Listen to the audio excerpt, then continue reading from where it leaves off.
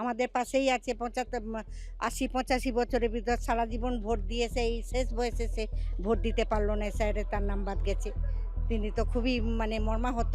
কাগজপত্র নিতে আসলে তারাই এত মন খারাপ করছে যে বলছে আমরা এই হয়রানি থেকে মুক্তি চাই। এরকম অনেকেই গেছে।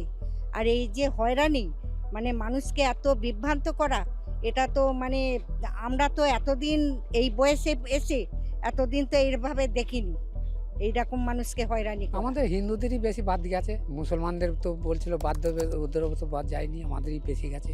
স্যার বিজেপি সরকার, বিজেপি যেভাবে মানুষকে বলেছিল এখানে হিন্দুত্বের উপর বাদ বেশি পড়েছে, এবং যারা বাদ গেছে তারা বিগত নির্বাচনগুলোতে অংশগ্রহণ করেছিল। বর্ডারে ধরুন ওদের সিকিউরিটি সমস্ত বাংলাদেশি হিন্দুই বেশিটাই আমাদের এখানে আছে। আর সে জায়গায় দাঁড়িয়ে ওরা ভেবেছিল যে মুসলিমটাই আমরা বাদ দেবো, কিন্তু তাতে দেখা যাচ্ছে যে হিন্দুর পরিমাণটাই বেশি হয়ে গেছে। হিন্দুরা অনেক বাঙালি, আমার এলাকাতেই অনেক প্রায় 25টা বাঙালি নামই বাদ গেছে, প্রায় 25টা 46টার মধ্যে।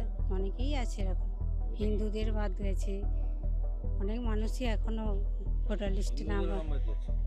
অনেকই হিন্দুর নাম বাদ যাচ্ছে। দেখুন না, মতুয়া সমাজের কত, দেখুন 83% মানুষের মতুয়াদের নাম বাদ গেছে। তাহলে আজকে মানুষের আজকে কি বিবেচনা হচ্ছে আপনি বলুন। উল্টো তাই হলো তো, হিন্দুরাই তো বেশি বাদ পড়ে গেল। শহরে প্রচুর মানুষ বাদ হয়েছে, তারা খুবই অসহায়, কান্নাকাটি করছে, তাদের তো কোনো এখনো অবধি করেননি। এসআইয়ের প্রচুর ভাবে হয়েছে। এসআই করে যে দলের যে ক্ষতি হচ্ছে মানুষের মধ্যে প্রচুর ক্ষোভ, যেমন আমার প্রতি গেছে 50টা। যে বাঙালিরা বাইরে থাকে তারা সকলেই আসছে, এবং ফল তৃণমূলের জন্য খুব ভালো হবে। বিজেপির অসুবিধা আছে, প্রচুর অসুবিধা আছে।